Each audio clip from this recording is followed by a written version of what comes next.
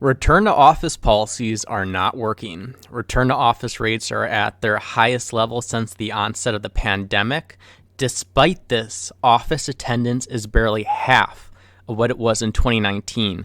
Companies' measures to get workers into the office have largely proven ineffective. This fall, there is the potential for a resurgence of COVID cases, coupled with a weakening economy that could depress office attendance.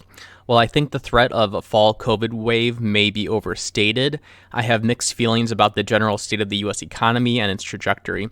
I don't think anyone truly understands what is occurring in the economy currently.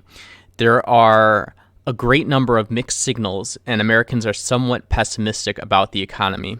Blue chip companies are vowing to fill their workspaces as they commit to getting tougher on employees that do not show up to the office. Meta has threatened disciplinary action.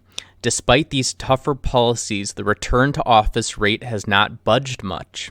Most employees go into the office during the middle of the week, with most people being out on Monday and Friday. In Chicago, we've seen office attendance rates over 66% on certain days, but less than 30% on Fridays.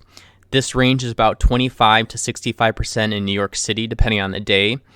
Castle Systems puts the average rate at about 50.4% across the 10 U.S. cities it tracks. The average national office vacancy rate rose to 19.2% last quarter. This is just below the historical record of 19.3% in 1991, according to Moody's Analytics. Part of the reason for low office attendance could be lax enforcement. We are also seeing a homelessness crisis across much of the country, concentrated in urban centers. 90% of the members of the Seattle Metropolitan Chamber of Commerce said that the city could not recover until homelessness and crime was addressed. Crime and homelessness is reducing office attendance. Spending cuts to government services and transportation are also weighing on office attendance. It is common to have long periods of time between transit trains in Chicago. Long wait times for trains and buses are occurring through many large cities in this country. A long commute makes the workday that much longer and more of a pain. Businesses will have more leverage to enforce office mandates if the economy weakens.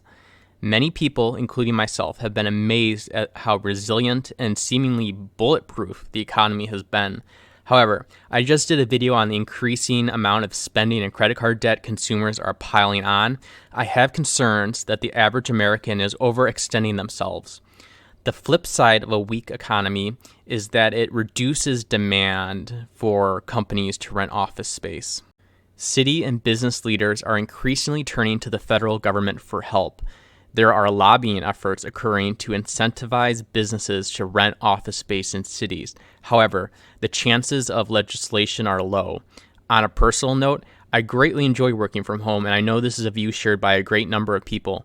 I'm sorry that all this investment into office space is not working out, but it is time to stop socializing business losses. There should be no government bailout of commercial property. If you took out the debt, you should pay it back.